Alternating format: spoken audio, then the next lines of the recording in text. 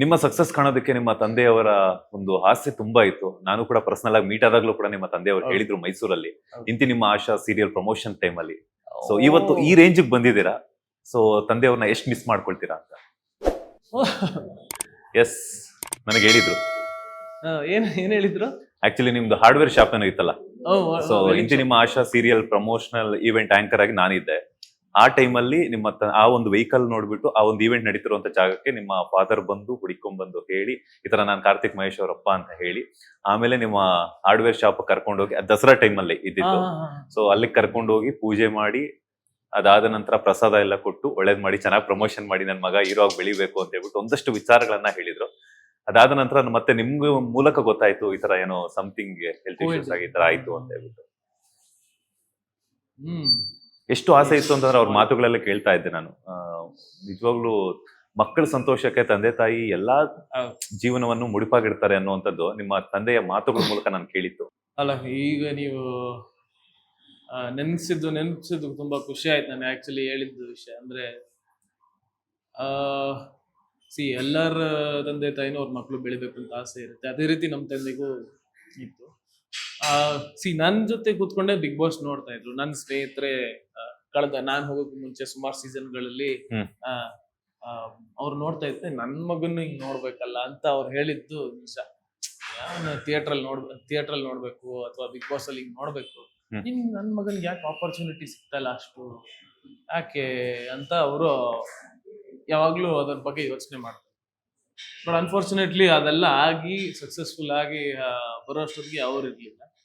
But S, ಮೇಲ್ಗಡೆಯಿಂದನೇ ಅವ್ರ ಆಶೀರ್ವಾದ ಇದೆ ಅಂತ ನನ್ನ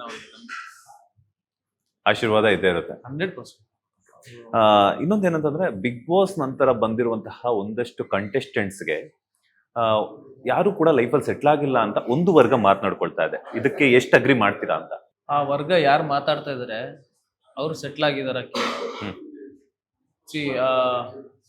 ಅದು ಸುಳ್ಳು. ಯಾಕೆ ಎಲ್ರು ಅವ್ರವ್ರ ಜೀವನದಲ್ಲಿ ಚೆನ್ನಾಗೇ ಇದಾರಲ್ಲ. ಅಂದ್ರೆ ಈಗ ಸಿನಿಮಾ ಮೂಲಕನೇ ಮಾಡ್ಬೇಕು ಅಂತ ಏನಿಲ್ಲ.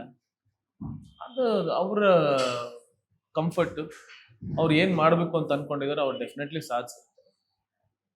ಅಂಡ್ 10 ಸೀಸನ್ಗಳಲ್ಲಿ ನೋಡಿದಂಗೆ ಎಲ್ಲರೂ ಚೆನ್ನಾಗಿದ್ದಾರೆ. ನಾನು I don't think so. And ನನಗೂ ಚೆನ್ನಾಗಿ ಆಗ್ತದೆ ಸಿನಿಮಾಗಳು. ಅಂದ್ರೆ ನಾನು ultimate aim was always to be in cinema. I am in cinema, I am working in films, I am showing what I am. And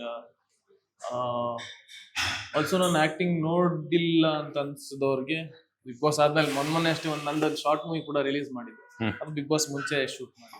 so ನಾನು ಹೇಳೋದೇನಂದ್ರೆ ಅಲ್ಲ, ಅದೆಲ್ಲ ಸುಳ್ಳು. ಸೆಟ್ಲ್ ಆಗಿಲ್ಲ, ಅದ್ ಮಾಡಿಲ್ಲ, ಅದೆಲ್ಲ ಸುಳ್ಳು. ನಾನು ಆಲ್ಮೋಸ್ಟ್ ಎಲ್ಲರನ್ನು ಭೇಟಿ ಮಾಡಿದ್ದೀನಿ. They're all good in their life.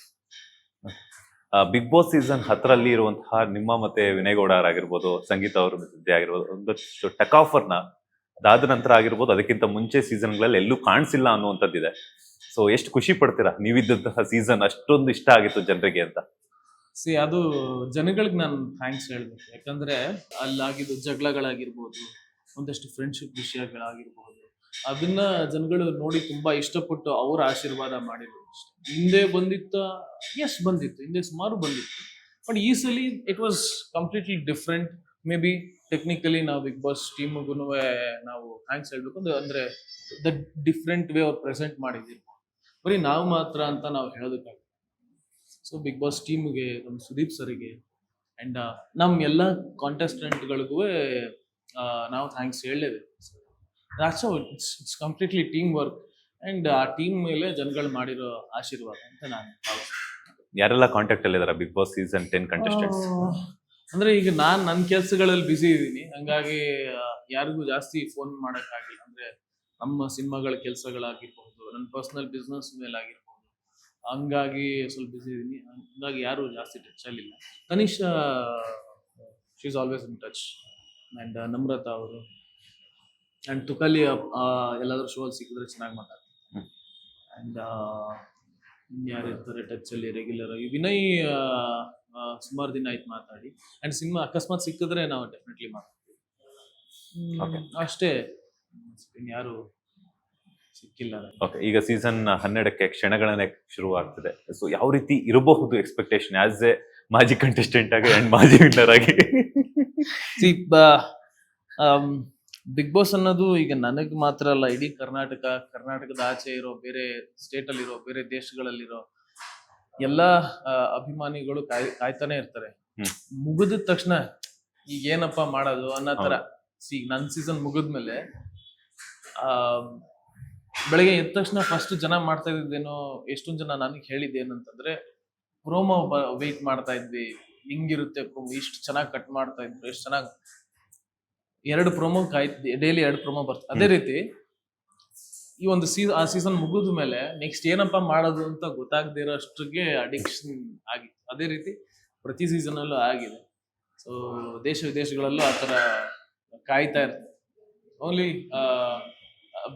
ಅಷ್ಟು ಅಡಿಕ್ಷನ್ ಇದೆ ಒಂದು. ಅಂಡ್ ಸುದೀಪ್ ಸರ್ದು ಮಾತು ಕೇಳೋದಕ್ಕೆ every weekend, the way he projects, the way he ಅವ್ರ ಆಟಿಟ್ಯೂಡು ಅಂಡ್ ಇದ್ರ ಜೊತೆ ಮಾತಾಡೋಂಥದ್ದು ಅಂಡ್ ಅವ್ರ ಸ್ಟೈಲು, ಅವ್ರ ಆಕ್ಚುಲಿ ಅವ್ರು ಪ್ರತಿ ವರ್ಷ ಬೇರೆ ಬೇರೆ ರೀತಿ ಕಾಸ್ಟ್ಯೂಮ್ ಡಿಸೈನ್ ಮಾಡೋ, ಅದಕ್ಕೆಲ್ಲರೂ ಕಾಯ್ತಾ ಇರ್ತಾರೆ. ಅದೇ ರೀತಿ ನಾವು ಅದೆಲ್ಲದಕ್ಕೂ ಕಾಯ್ತಾ ಇದ್ವಿ. ಲೇಟೆಸ್ಟ್ ಹಾಗೂ ಇಂಟ್ರೆಸ್ಟಿಂಗ್ ಸುದ್ದಿಗಳಿಗಾಗಿ ಬಾಸ್ ಟಿವಿ ಕನ್ನಡ ಚಾನೆಲ್ನ ಸಬ್ಸ್ಕ್ರೈಬ್ ಮಾಡಿ, ಹಾಗೆಯೇ ಬೆಲ್ ಐಕಾನ್ ಪ್ರೆಸ್ ಮಾಡಿ. ಇದರ ಜೊತೆಗೆ ಫೇಸ್ಬುಕ್, ಇನ್ಸ್ಟಾಗ್ರಾಮ್, ಎಕ್ಸ್ನಲ್ಲೂ ಮಿಸ್ ಮಾಡದೆ ಫಾಲೋ ಮಾಡಿ.